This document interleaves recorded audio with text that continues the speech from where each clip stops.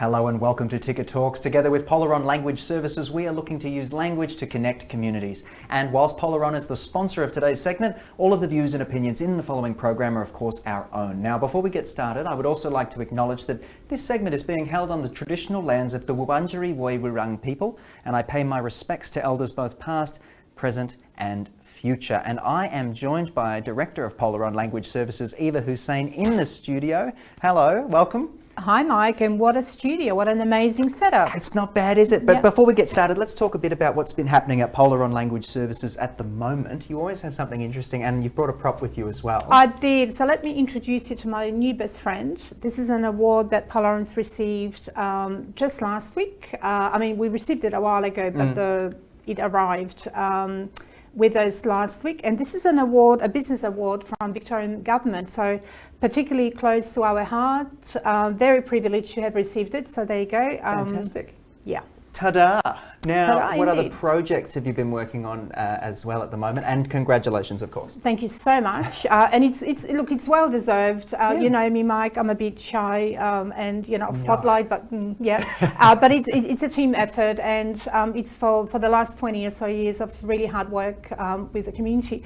Look, in terms of projects that we've recently worked on, I wanted to showcase one in particular, which is a project called Muslim Being Me, and it's a wonderful initiative that we worked on for children to connect them with their heritage and help parents explain some things to kids. So you can see that on the screen, and it was a really fun thing to work on, actually. Fantastic. Now, you always bring me something, a miscommunication of the week, which we should probably talk about. Something that somebody's got wrong out in the world when it comes to communicating with people. And Mike, this one's a doozy. And again, I keep my eye out on all kinds of things. And again, this is, in Polish.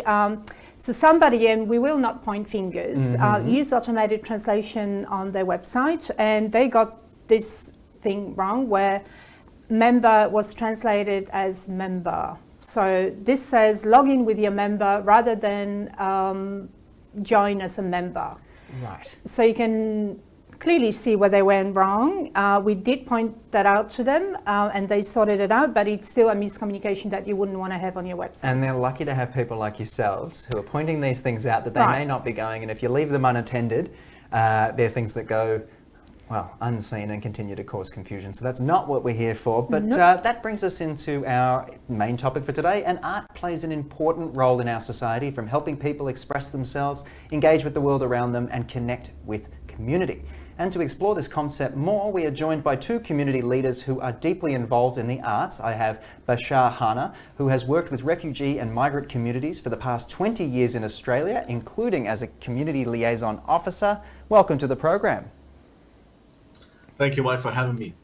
Fantastic. And over the page, Aseel Tayah, a Melbourne-based Palestinian artist, creative director and cultural leader who uses her practice to advocate for others, create awareness and facilitate connection by humanising the experiences of people who have been displaced. Welcome to you. Thank you.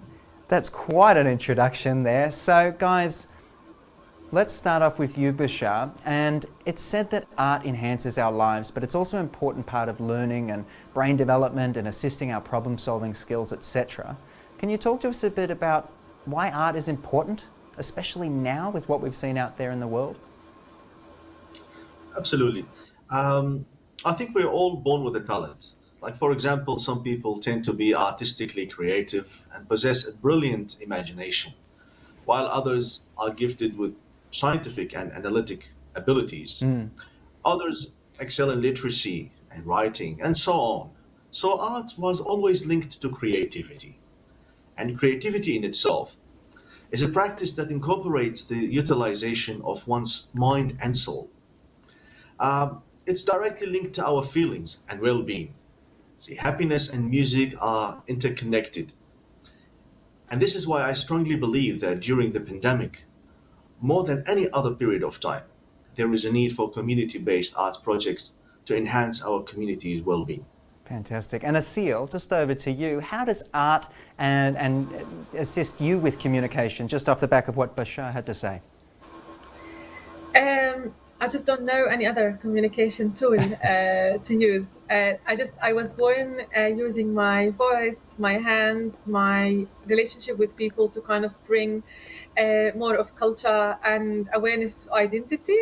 I just found myself every time I walk in the streets, talk to people, like even sing in the shops without really kind of realizing I'm singing, kind of bring me together to other people that kind of hear the Arabic language, hear the ideas that we're doing, start for a chat. That's how kind of you can build the community of yours, and how you bring yourself into the people that you are part of, the communities you are like leading, but you are leading together with, if I can say, that come to you and connect with you and kind of hold your hand and make more change around you. I really cannot really think about any other way to talk to people, because I feel, people look for like lectures and chats and debates, where I think about things that touch your heart and touch other people's heart, even if they don't really get the language you are talking about, is the best way to change and the best way to go further, to talk to people that sometimes don't really understand English, but they definitely understand art. I think that's an incredible rundown from you there. And Bashar, actually, you've both got incredibly inspiring stories, but how has art helped you overcome certain challenges, I suppose? And I'll ask you both this question, but Bashar, I'll start with you. See, I left my homeland with a guitar by my side because I knew that it was the only thing that I could share my diaspora without providing any additional burden.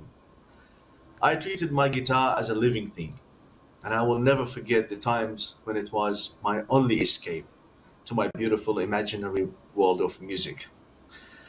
I have professionalized myself in different fields of knowledge to make living, but I never left music and creative writing because they kept my soul alive. I was successful with those practices because they helped me through my difficult times and have allowed me to deal with the problems I faced in a positive manner. In this way, I view my music as my medication because of how much it has enhanced my well being and continuously improving my mental health to this day. I think that's a very important thing to touch on there, is the enhancement of your well-being. Aseel, over to you. I think coming from Palestine, I'm not.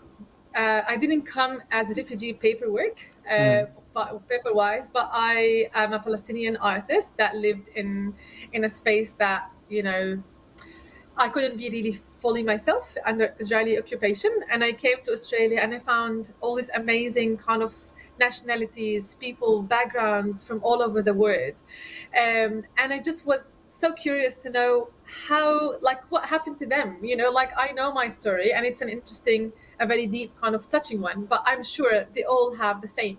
So all I did is just kind of bring my big sack, if I call it Bukjeh, and this is my kind of social enterprise, but also my life and my baby kind of project, and try to see what other people's sack of belonging was, including what kind of feelings, emotions, passion, pain and journeys they have been through, and how can we best bring it into the other communities that have no idea about us into it. I think that's like 8 years now in Australia. That's kind of my best way to describe it. I just love opening together some people's sacks of belongings and talk about it. Not many people talk here. Many say hello and just keep walking. Hey, how are you? And you just want to run after them like, by the way, I'm not very good today. But it's still kind of a way to kind of bring the people and their own stories into being the heroine of our shows, and show art that is representing our communities and not just the elite of who says the art and watch it. So I think that's kind of how my journey and art helped me into my journey to now have my own place, lead a group of amazing artists, and make a difference in this land. Fantastic. I love that. Sharing is truly caring when it comes to this sort of thing. So I'm really glad Eva brought you both to the program, and Ticket Talks is here to share and care. So Bashar, what advice would you give to somebody who might not consider themselves musically inclined or, perhaps very creative? What advice might you have? And Aseel, I'll follow up with you after this. Sure, because art worked for me, so I'm confidently promoting it.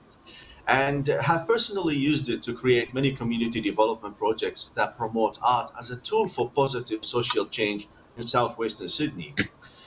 What I have done and continue to do is simply provide a platform for people to present their talent. This have increased their self-confidence and promoted social inclusion. And for the ones who did not know that they had a talent, I helped them to discover it within them. See, I refer to my first answer to the first question that we're all born with special talents. If we can't discover them during this life journey, I would consider this a big waste.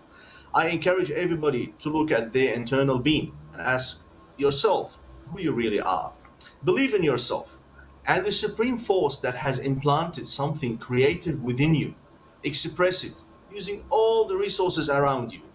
Don't let obstacles be an excuse for you not to be creative. Look at the people in some parts of Africa where there is food crisis and people are dying from hunger. There are posts on social media of young children creating instruments from parts found in garbage or waste areas. Creativity has no boundaries, limitations. I love that. And Aseel, over to you now. What advice would you give to someone who might not consider themselves creative? I don't believe there's such thing.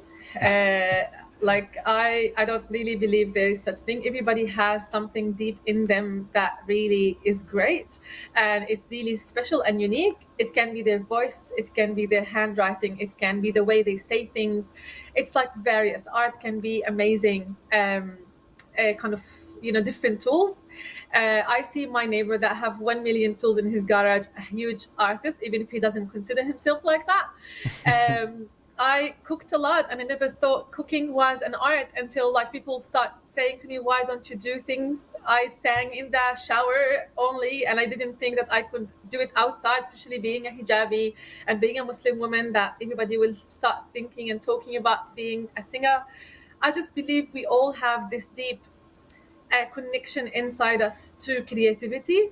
I will highly recommend to people to knock doors. Like, I have been here in Australia 8 years and I knocked million doors.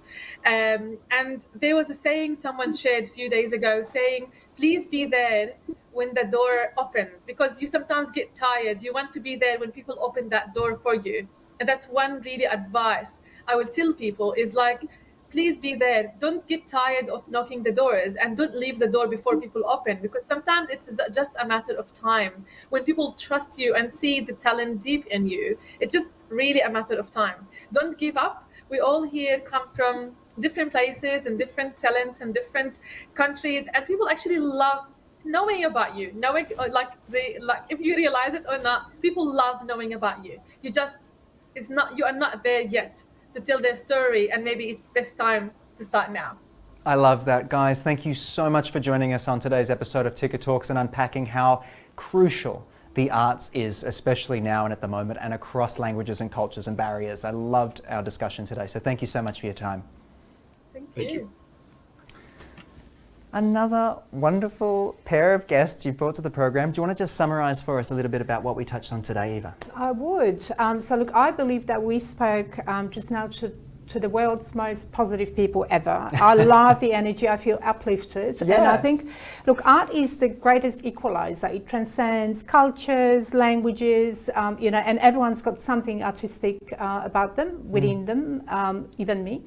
And it's a matter of just going for it and discovering what it is. And I think our guest speakers today have really touched on what they've done in their lives and how it's helped them essentially on their journey of immigrating to a pretty foreign land. Yeah. And I just loved it. So what a wonderful presentation from both of them Yeah, today. I'm feeling like I need to start doing a couple more pictures and things. I used to draw a lot more than I do now, and I think maybe after today's discussion I might have to give it another go. Right. But yeah, we'll see how we go. Guys, if you have any questions about how to reach your multicultural audiences, get in touch with the team at Polaron. Contact details are on the screen. I'm Mike Loder, Eva Hussein. Thank you so much for joining us on today's discussion, and I look forward to seeing you again soon. Be well.